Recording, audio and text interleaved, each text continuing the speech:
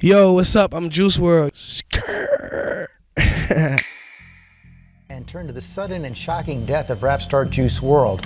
The 21-year-old, who was named Billboard's Best New Artist this year, suffered a medical emergency at Chicago's Midway Airport. So many questions as to how a seemingly healthy 21-year-old could die so unexpectedly. This was Juice WRLD's last ever post, stating, "Yesterday was my actual birthday. I'm celebrating all week though." Just days later, he died. Rapper Juice WRLD is dead after suffering a seizure at Chicago's Midway Airport. What happened during those final days?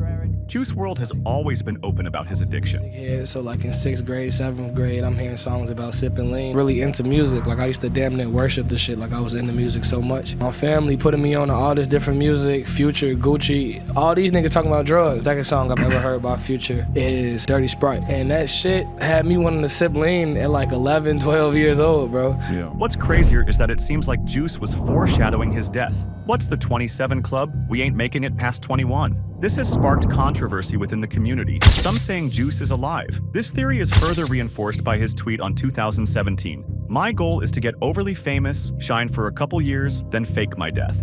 Although most fans do believe this theory to be false. Y'all need to shut up about Juice still being alive. He is dead, and ain't nothing changing that. And yeah, I understand death is really hard to get over, but he ain't coming back. I don't care if I get hate for this, but I needed to say this. So what actually happened? It's known that Juice got on his private jet at 8:30 p.m., but something felt wrong. It was weird.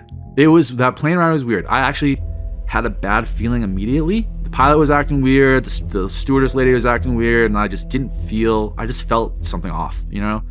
I got up to like, yo, we should leave. This was around the time the pilot snitched and informed the cops about the 70 pounds of drugs Juice had. Once we started getting closer to Chicago and we started getting service on our phones, our security guard texted the group chat and was basically like, "Cops are here. And they have a dog." The cops were to perform a search for cannabis and weapons. At this time, Juice swallowed a bunch of pills. Many fans think he did it because he was scared. He may have popped all the pills on purpose, maybe scared of the feds finding them, maybe high and not thinking straight, probably both. But Juice's photographer disproves this. Jay did not swallow a bunch of pills because the police were at the airport. We didn't care about them being there.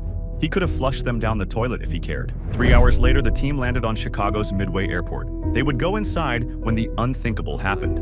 We were even sitting there in the lobby, and his manager, G Money, walks up to him. They're both just like, "We're all good." You're like, "Yeah," or they like high five each other, like, "Don't worry, we're all good. Everything's gonna be cool." And then it was like, within a minute or two, he just started having a seizure right there in the. The worst had happened.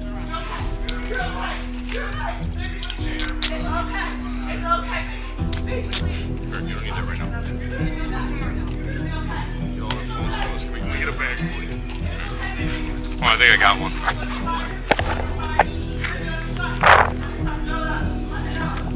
That's when like all the chaos broke loose. He started.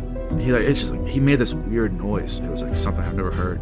I was like, "What the fuck is that?" Like I didn't know. You know what I mean? Like a weird groaning noise or whatever. And then all of a sudden I look and he was just on the ground. And then everybody was freaking out. Everybody was kind of like up in arms. And then the cops kind of just handcuffed us all together, arm to arm. Everybody but Allie. Allie wouldn't let go of Juice. She grabbed him, tried to put him on his side and stuff like that.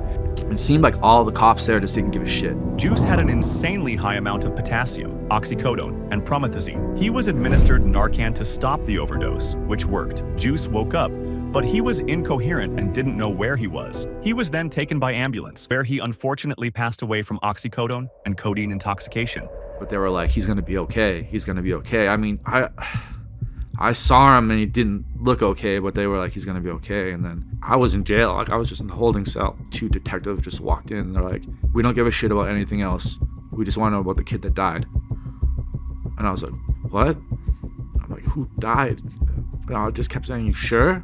They kept saying, "I'm pretty sure." I'm like, "You're sure?" Like, what's even sadder is that Juice planned to go to rehab the month he died. Jay was just hooked bad. The amount he took daily was absurd, and he hid how much he really took from mostly everyone. Everyone around him tried really hard to get him to slow down. When he agreed to rehab, it was because he wanted to lower his tolerance. He didn't want to stop. Juice was supposed to go to rehab that month. We tried so hard to do positive things every day, like ride dirt bikes or paintball to keep busy and not do pills, but every night, once he hit the studio, that was it. He loved it. On the other hand, Juice helped many people turn their life around. dealing with depression and anxiety, hearing him talk about those things and how it affected him really helped me to become who I am today and inspired me to seek help and medication for it. His death on December 8th, 2019, 3:14 a.m. was a wake-up call for many young addicts out there.